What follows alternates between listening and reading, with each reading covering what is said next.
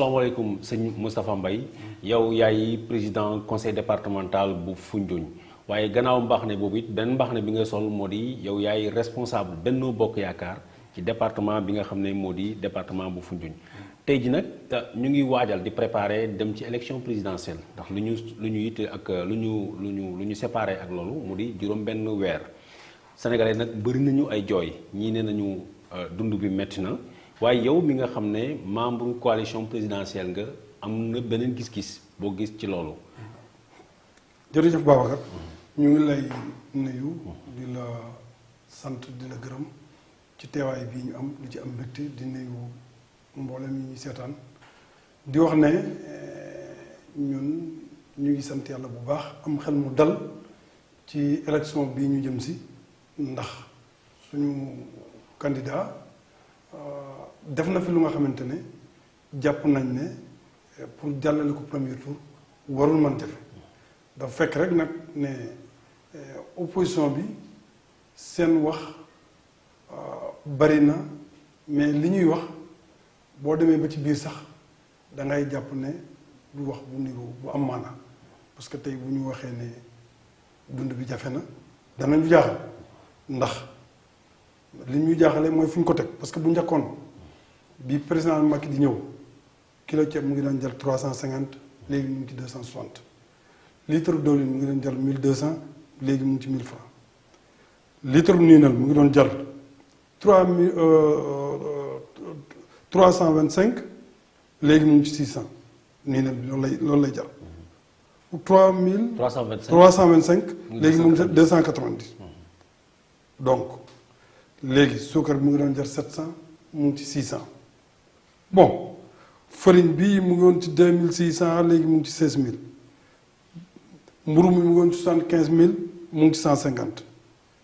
essence bi mu ngi woon 695 léegi mu ngi 595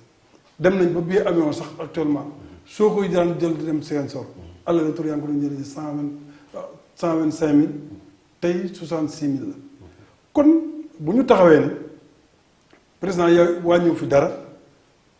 wàññiw ci dund bi dara man dana ma jaaxal fan lañ ko teg kon nag su fekkente ne wàllu dund bi la président daf ci am lu mu mën am ci lu mu mënul li mu mënul mooy nit ku nekk na muy organiser ba man di añ di reer moo koy defal boppam président li mu mën mooy jàppale nit ñi amul liggéey ñu am liggéey ñi te am métier ñu am liggéey ñi nga xam ne amuñu métier deeran fi ak yeneen institution yu nga xamante ne ñu ngi leen di financer pour ñu liggéey génne na alal jox leen ñu dem jàpp ci ñi nga xamante ne seen wér-gi-yaram mooy leen ñu liggéey mu leen di dimbale ci bourse familiale yi donc handicapé yi li mu war a seq ak ñoom seq na ko mu ngi koy def kon nag la ca des mooy nit ku nekk mooy fexe ba mënal boppam mais président de la république lim man ci dimbale ko ci nit ñi def na ko. bokk na ci waa Casamance surtout ñi nga tudd bokk na ci lu ñu doon jooy lu bari mooy dem ak dikk bi dafa jafe woon. parce que bu ñu daan dem bu tabaski di jot nit ñi daan nañ fanaan ay ñeenti fan ci Gambie. pour traverser. tey jii bu ñu waxee ni billet avion bi nga xam ne mu ngi woon ci 125000 aller retour. tey ñu ngi indi yóbbu loolu ba 66000. foog est-ce que foog nga ni loolu doy na comme argument pour wan ni waa Casamance ni président yëg na leen. doy na pour argument parce que Casamance dafa sori te dem beeg dikk bi jafe moom bi mu ñëwee premier pas moom bi mu ci def mooy fexe ba négocier président Gambie ba ñu defar pont actuellement moom presque pare na. oto yi di fa mën a jaar facilement léegi mu fekkoon billet bi ci 125000 indi ko ba ci 65000 yaakaar naa ne loolu lépp su aboutiree nit war na mën a dem Ziguinchor dellu Sénégal te du am benn jafe-jafe donc côté boobu jàpp nañ ne la mu ci war a def na ko ci. amaa nag élection bi jublu si élection bi ñun ñëpp ñoo ci am part de responsabilité képp ku nga xamante ne. acteur de politique nga war na fa nga nekk nga jéem a góorgóorlu ba la ca war nga def ko parce que président de la république li ko war def na ko waaye nag ñun ñi nga xamante ne aussi dañ am fu ñu ko nekkal la ñu war dañ ko war a def ci mooy lam fay liggéey ñu feeñal ko bu baax ñun tamit li nga xamante ne moom la ñu war a liggéey ñu def ko bu baax. ñu bari loolu la ñu wax nee nañu benn bokk yaakaar bokk na ci li ngeen xam ne seen i noonu la seen i adversaire la mooy le fait que seen communication baaxul. lan moo waral loolu. bon c'est-à-dire boo gisee ñi mel ni man di nangu di wax tey te sax nekkuñu wax kat dafa fekk dañoo amul pexe ndax président dafa am ñu ko wër am ñu koy jàppale te jegewuñ ko man mii ci laa bokk kon nag li nga xam ne xam nañ ko te muy njëriñul président de la république dañu war a démarrer pour wax ko nit ñi dégg ko ñun fa ñu nekk man fa ma nekk ci département Foundiougne président def na fa ba def fa lu koy suñ jor li doon suñu problème yépp pratiquement président de la république def na ko muy defar na fa pont defar na fa ay forage defar na fa lépp lu nga xamante ne moo doon difficulté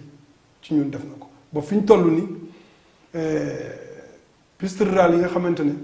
waroon nañ ko am ci suñu biir département lépp def na ko tali bi ñu gënoon a jafeel diggante Kaolack ak Kaarang boo fa jaaree léegi masha Allah te loolu lépp moo ko réalisé waaye nag man su ma ko doon conseillé tey dama naan président na jéggi ñi ko wër dem seeti ñi nga xamante ne ñoo sës ci askan wi wala ñu ñëw mu wax ak ñoom parce que dafa jot. bu fekkee ne diggante comme ni nga ko waxee jógee Foundiougne dem ba Karang la baax na diggante Foundiougne diggante Karang ñëw ba Kaolack yoon bu baax na. des na fi nga xam ne moo di fiefu président de la République mu di Fatick. jooyo bi bari na ne nañu am na lu bare parce que dëkk bi foo jaar am na dafa mel ni lu nekk en travaux perpétuels ñu ngi toj def ay canalisation yoo xam ne yeggut. est-ce que xalaat loo ni yooyu mën a nekk ay source de frustration. waaw mais loolu mënu ko nekk parce que li nga xamante ne ñu ngi fa di ko réaliser toj nañ ko comme ni nga ko waxee loolu xam nañ ne ci réalisation lañ nekk te tamit nag kenn mënul nom la te doo toj nen. ala kulli il faut que ñu may ko temps bu nga xamante ne mu koy liggéey li bonoon kay mooy def fa dara foo jaar fekk mu am problème mais comme mu nga fa liggéey il faut que nit ñi xam ne nag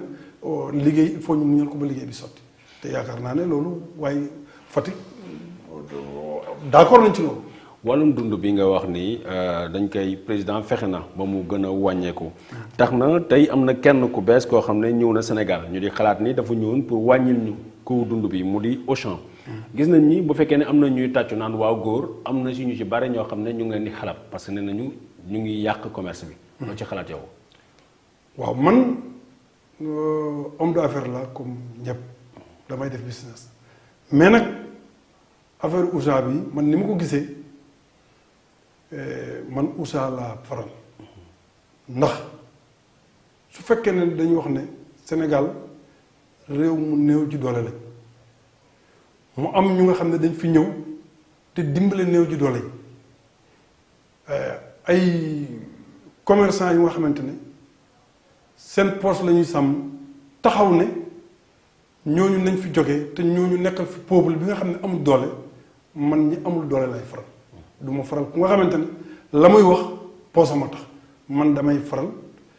ki ñi nga xamante ne dañuy dimbale néew ji doole yi parce que ñoom ñoo ne Sénégal réew mu néew ji doole la kon nag képp ku fi ñëw indi fii lu nga xamante ne consommateur yi dañ ci mën a gis seen bopp tey tamit dana oyofal seen poste man mënuma lu ànd ak ñoom te ñoom dama gis ci ñoom ñaari yëf yu am solo bi ci njëkk mooy li ñuy jaay set na sell na te loolu bokk na ci dunduk doomu adama pour sàmm ko jël lu set ak lu sell jëfandikoo ko am na solo beneen bi ci des li ñuy jaay prix bi seerul loolu mën na dimbale ñi nga xamante ne seen loxo jotu seen ginnaaw. en tout cas li may déggal commerçant yi daal. mooy ñu jéem a seet naka la ñuy def ba mën a am ak ñoom fexe ba li ñuy jaay ñu wàññi ko di ko jaayee comme ni ko Auchan di jaayee di jéem a sellal li ñuy jaay sell na sax mais ñu gën ko sellal comme ni ko Ousmane sellale man daal loolu laa leen digal. donc maanaam yow buñ koy xaymal daal kii di Moustapha Mbaye nekk homme d'affaires nekk commerçant moom daal mu ngi tàccul Auchan pour ñu implanter au Sénégal. oui loolu leer na bu ñu jógee ci loolu dañuy dugg delluwaat ci wàllum politique bi jamono ji coow li bari na surtout ci ñi nga xam ne ñooy waliyaan yi leen fekk si. ñu jàppale président de la république. nit ñi ñu ngi leen di xalab di leen wax lu ne. kii di Souleymane Ndéné Ndiaye ànd ak ñi nga xam ne mooy ñoom Pape Samba Mboup ak consort bu ñu newoon sax Macky Sall moom président Abdoulaye Wade moo leen newoon nañu ñëw jàppale kii seen frère libéral ñi ci camp Abdoulaye Wade nanguwuñu te wax ji bari na loo ci xalaat yow. bon transhumance bi coow li bëri na mais soo ko seetloo ñi nga xam ne ànd nañu APR te déggoo nag Souleymane Ndéné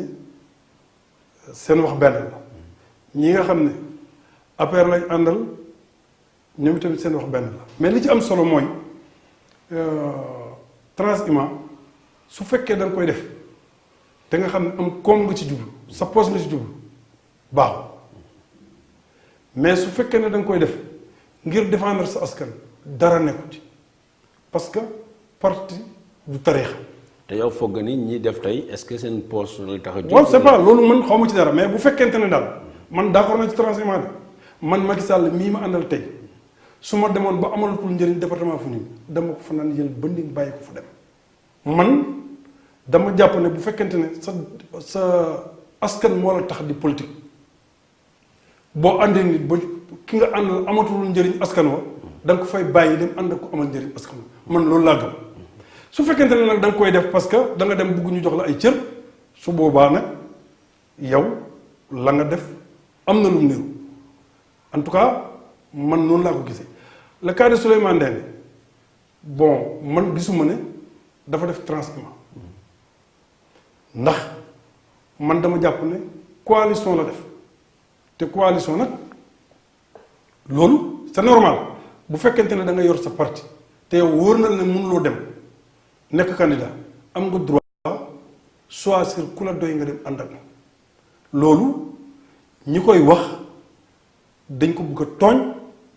mais amul lenn lu mu def moom wóor na ko ne candidature am mënul jàll am na droit choisir candidature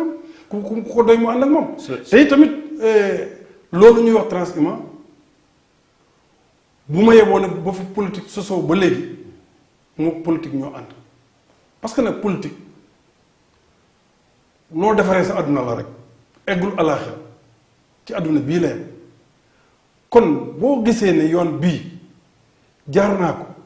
amuluma njëriñ ci àdduna bu fa toog di xaar alaaxira parce que alaaxira du fa egg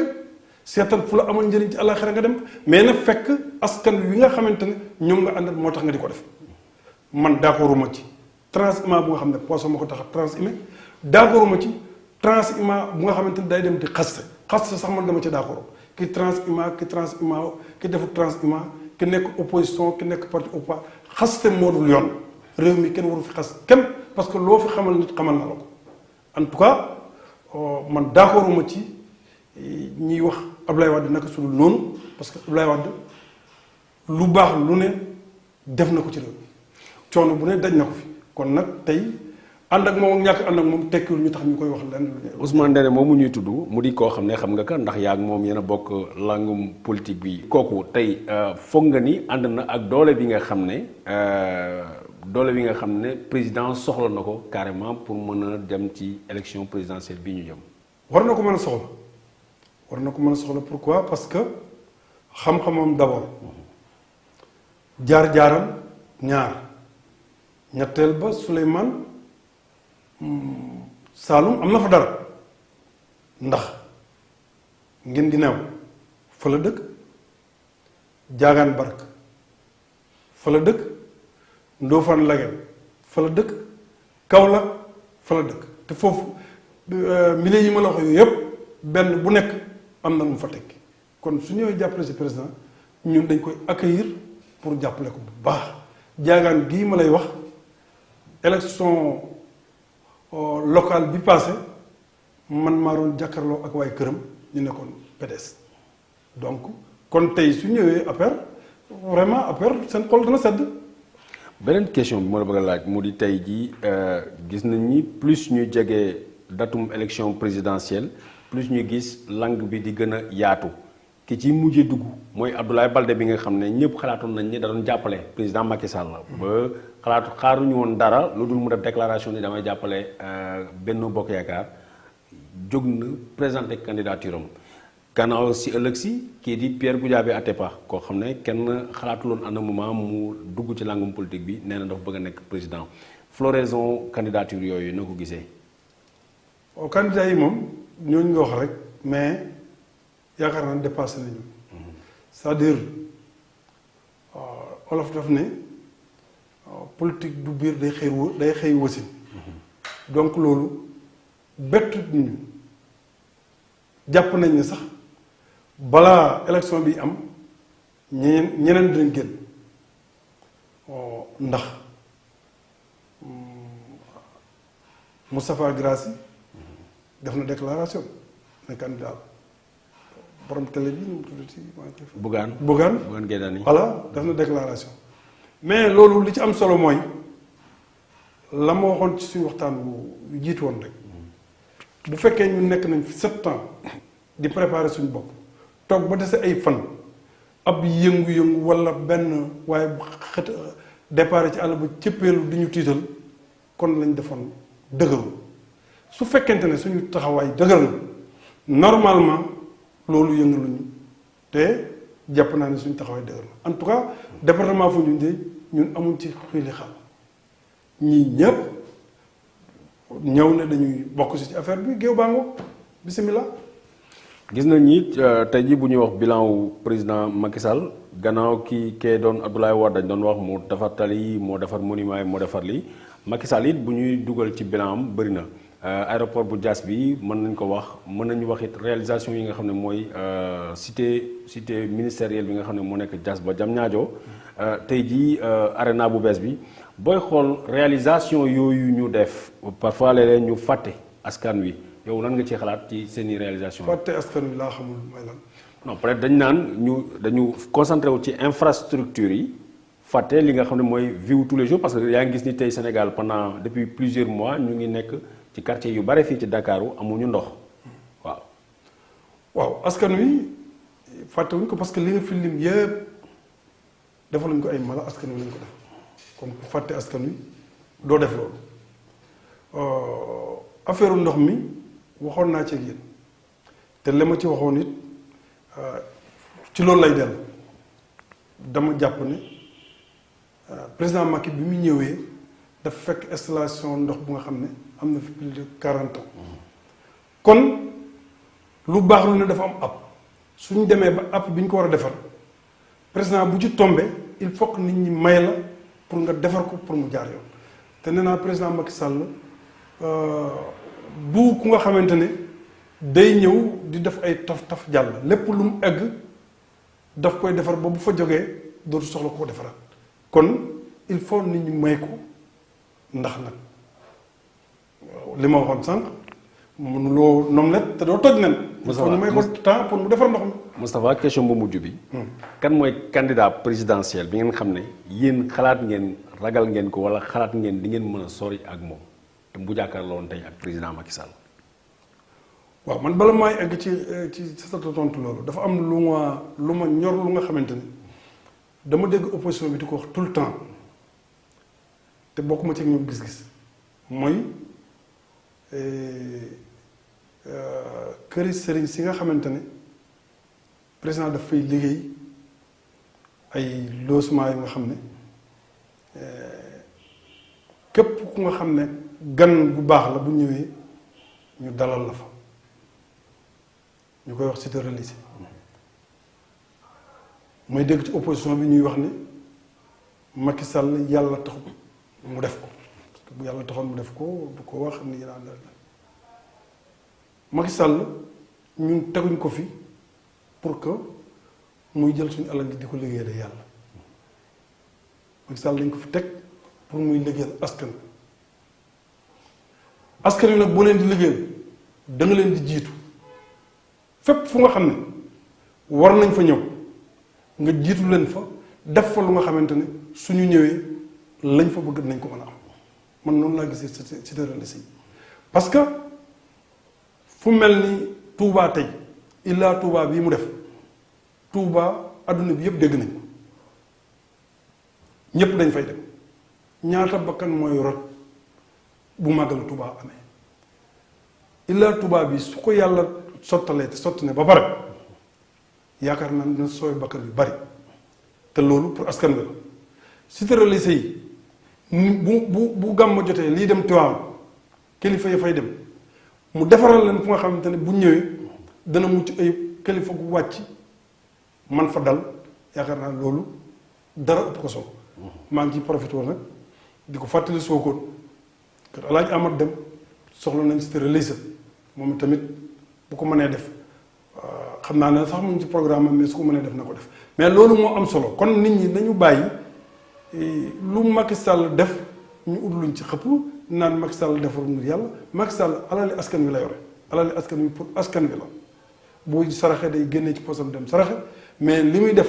Touba di ko def Tivaouane di ko def Ndiassane loolu askan wi tax mu di ko defar kon askan wi yëpp ko war a rafet voilà leneen li nga laaj pour que ban mbër moo ñu war a tiital. ban mbër moom ngeen bëggut a jànkonteel fii ci élection yi. ñun amul benn mbër bu ñu fay jàkkaarloo mbër bu pare pour jàkkaarloo ñun pare nañ pour jàkkaarloo yow.